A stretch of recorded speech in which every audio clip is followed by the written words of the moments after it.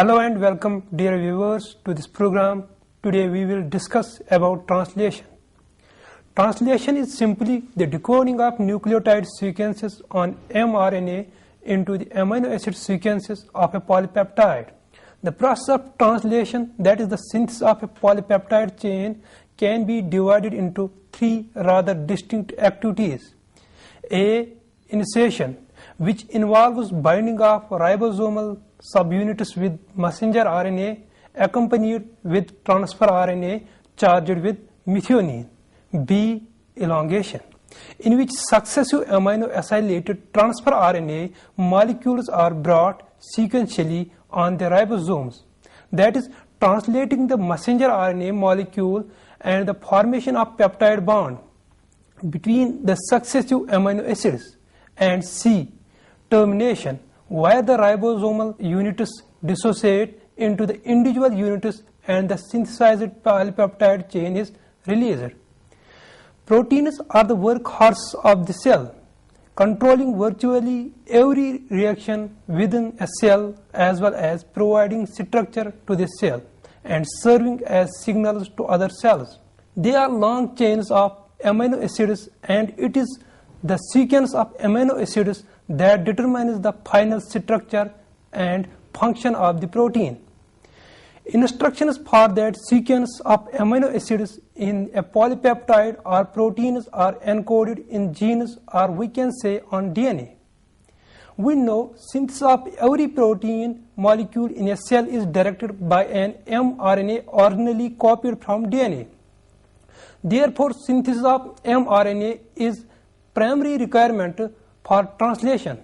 This synthesis of RNA, that is mRNA, from DNA template is called transcription, and the process is catalyzed by an enzyme called RNA polymerase. Next step is the synthesis of polypeptide, that is proteins from mRNA, which we call translation. Synthesis of a polypeptide from mRNA includes two types of processes.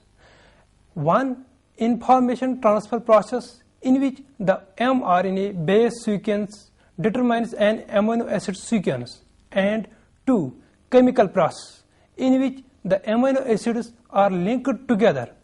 The complete series of events is called translation. Translation in a simple language can be defined as the process by which amino acid sequence of polypeptide is synthesized on a ribosomal complex according to the nucleotide sequence of an mRNA molecule. Before discussing the process of translation, let us describe some ingredients necessary for translation. The main ingredients of translation are mRNA, ribosomes, transfer RNA, amino acids, and aminoacyl synthetase enzymes. Messenger RNA is an RNA molecule that serves as a template for protein synthesis. It is needed to bring the ribosomal subunits together and to provide the coding sequence of bases that determines the amino acid sequence in the resulting polypeptide chain. The whole information regarding the polypeptide is coded in it, and it is decoded during translation. Ribosomes. Ribosomes are the sites of protein synthesis, that's translation, in both prokaryotes and eukaryotes. They move along an mRNA molecule and expose codons for appropriate aminoacyl transfer RNA molecules as per genetic code. The amino acids are added to the growing polypeptide chain one by one, and the peptide bond formation is catalyzed by ribosomal RNA of small subunit of ribosome. In prokaryotes, translation occurs on 70S ribosomes, whereas in eukaryotes it occurs on 80S ribosomes, except in mitochondria and chloroplasts.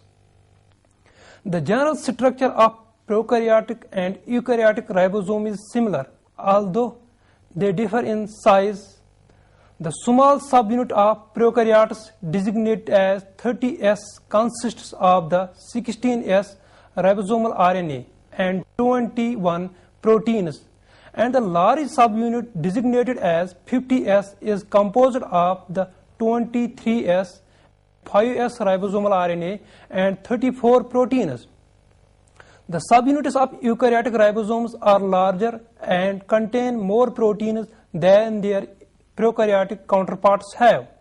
The small subunit of eukaryotic ribosome designated as 40S is composed of 18S ribosomal RNA and approximately 30 proteins, and the larger subunit designated as 60S consists of 28S, 5.8S and 5S ribosomal RNA and about 45 proteins. Transfer RNA. The sequence of amino acids in a polypeptide is determined by the base sequence in the messenger RNA by means of a set of adapter molecules known as transfer RNA. The transfer RNA or tRNA binds to the mRNA codons through anticodon site, which contains 3 complementary bases to the codons, and thus binds amino acids adjacent to one another for the formation of peptide bond. The codon is simply a group of 3 adjacent bases on mRNA. The transfer RNAs are approximately 70 to 80 nucleotides long and have characteristic clover leaf-like structure as shown in the figure that results from the base pairing between the different complementary regions within the molecule. All the transfer RNA molecules have sequence CCA at their 3' terminus, and amino acids are covalently attached to the ribose of the terminal A of CCA. They also have anticodon loop at their other end, with which transfer RNA pairs with codons, one DHU loop, a pseudo-uridine loop, and an extra arm or variable loop of 7 to 10 nucleotides. X-ray diffraction analysis have shown that the transfer RNAs are made up of 2 double helices arranged in the shape of an L. Amino acids. The pool of 20 amino acids is used in the synthesis of polypeptides or proteins. Aminoacyl transfer RNA synthase. This set of enzymes catalyzes the attachment of each amino acid to its corresponding transfer RNA molecule. A transfer RNA molecule attaches to its amino acid is called an aminoacylated tRNA or charged tRNA. The formation of charged tRNA occurs in 2 steps. Number 1, activation of amino acids. This reaction is brought about by binding of an amino acid with the ATP and is mediated by a superspecific aminoacyl transfer RNA synthetase. As a result of this, a complex known as amino acid AMP enzyme complex is formed. Number 2, charging of an amino acid on transfer RNA. The amino acid AMP enzyme complex reacts with a transfer RNA, means tRNA, and transfers the amino acid to tRNA accompanied with the release of an AMP and the enzyme. The charging of tRNA is highly superspecific.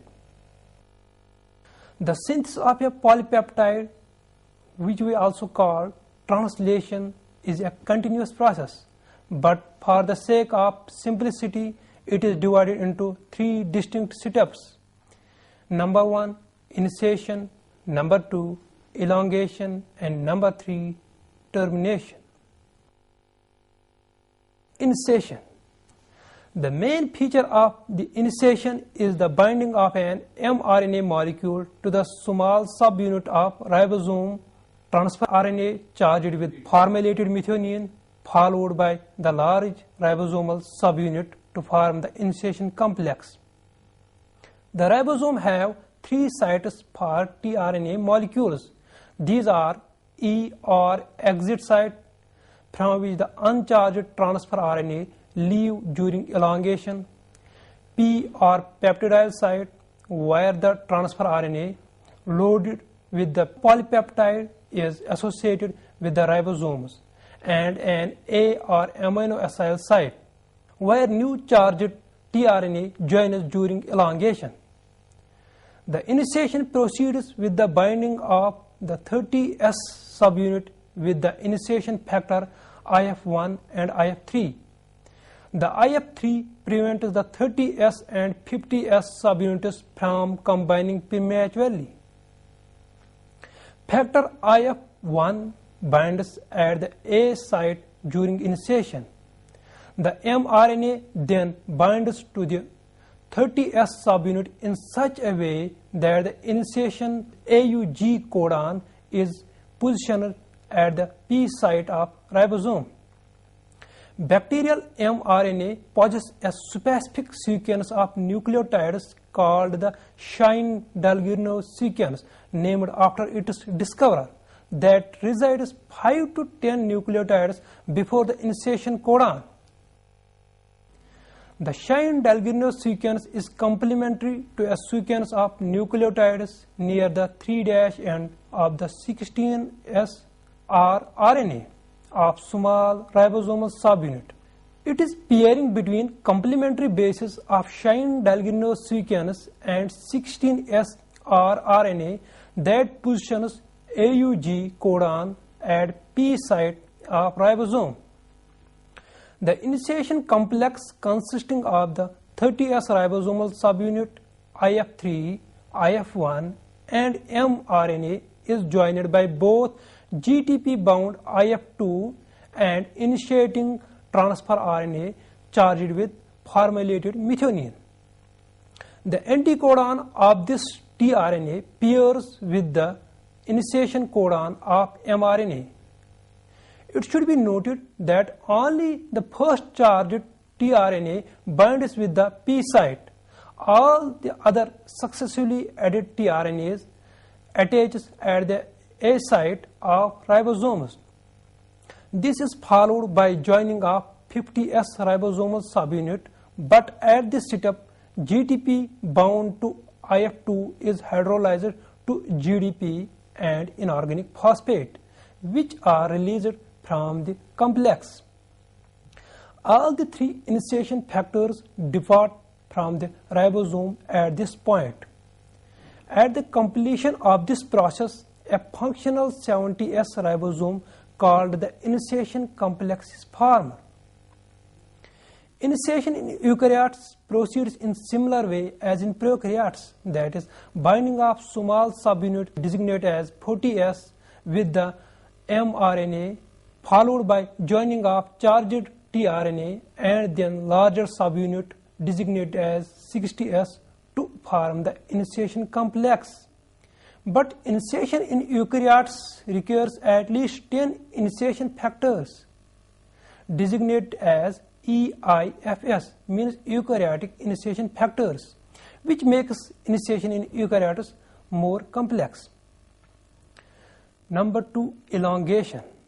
After the initiation complex has been formed, translation proceeds by elongation of the polypeptide chain. The ribosome has 3 sites for tRNA binding, designated as E site, P site and A site as mentioned earlier. The initiator formulated methionine tRNA is bound at the P site. The first setup in elongation is binding of the next charged tRNA to the A site by pairing with the second codon of the mRNA.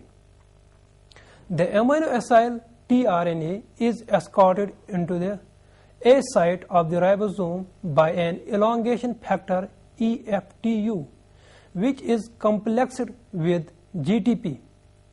The GTP is hydrolyzed to GDP as the correct aminoacyl tRNA is inserted into the A site of the ribosome, and the elongation factor bound to GDP is released.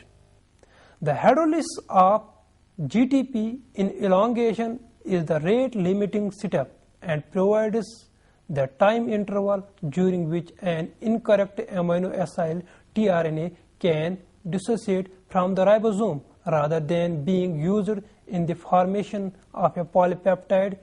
The expenditure of a high energy GTP at this step has an important contribution to accurate protein synthesis. It allows time for proofreading of the codon-anticodon pairing before the peptide bond forms. Once EFTU has left the ribosome, a peptide bond is formed between the amino acids attached with the tRNA on A site and P site. This reaction is catalyzed by the large ribosomal subunit with RNA playing a critical role. The result is the transfer of the first amino acid at P site to the aminoacyl tRNA at the A site of the ribosome, forming a dipeptide tRNA at this position and leaving the uncharged initiator tRNA at the P site. The next step in elongation is translocation, which requires another elongation factor known as translocase or EFG and is again coupled to GTP hydrolysis. During translocation, the ribosomes move 3 nucleotides along the mRNA in 5'3' direction at each step, positioning the next codon in an empty A site. The binding of a new aminoacyl tRNA to the A site then induces the release of the uncharged deacylated tRNA from the E site into the cytosol. At each step of translocation, newer and newer aminoacyl tRNA attaches at the A site and uncharged tRNA are exited through the E site as the ribosomes move from codon to codon along the mRNA towards the 3' end. For maintaining the continuity in the process of elongation, the EFTU GDP that is released from the ribosome must be reconverted to its GTP form. This conversion requires a third elongation factor EFTS, which binds to EFTU GDP complex and promotes the exchange of bound GDP for GTP. This exchange results in the regeneration of EFTU GTP, which is now ready to escort a new aminoacyl tRNA in the A site of the ribosome, beginning a new cycle of elongation. When we look at the elongation cycle in eukaryotes, it is quite similar to that of prokaryotes, but instead of the 3 elongation factors EFTU, EFTS and EFG, there are EEF1 alpha, EEF1 beta gamma and EEF2 respectively. These factors in eukaryotes are analogous to prokaryotic elongation factors. Further, eukaryotic ribosomes do not have E site, so uncharged tRNA are expelled directly from the P site. Termination. Elongation of a polypeptide continues until a stop codon, also called nonsense codon or termination codon, is translocated into the A site of the ribosome. There are 3 nonsense or termination codons in both prokaryotes and eukaryotes. These are UAA, UAG and UGA. Cells do not contain tRNA with anticodons complementary to these terminating signals. Instead, they have release factors that recognize the signals and terminate protein synthesis. The release factors have domains thought to mimic the structure of tRNA. Prokaryotic cells contain two release factors that recognize termination codon. RF1 recognizes UAA or UAG, and RF2 recognizes UAA or UGA. In eukaryotes, a single releasing factor, ERF1, eukaryotic releasing factor 1, recognizes all the three termination codons. The release factors bind to the termination codon at the A site and stimulate hydrolysis of bond between tRNA and polypeptide chain at the P site, thus resulting in the release of polypeptide from the ribosome. The prokaryotic cells contain another release factor RF3 that do not recognize specific termination codon but act together with RF1 and RF2 and is thought to dissociate the ribosomes into the subunits. The RF3 has also been reported in eukaryotes. In both prokaryotic and eukaryotic cells, particularly in metabolically active cells, it has been reported that a single mRNA can be translated simultaneously by several ribosomes. As one ribosome moves from the initiation site, another one can bind to the mRNA and begins synthesis of a new polypeptide chain. Such a condition is known as polysome or polyribosome. This type of translation helps the cell to amplify the specific protein and meet the excessive demand of the protein within or outside the cell. This is all we have in this program. Thank you.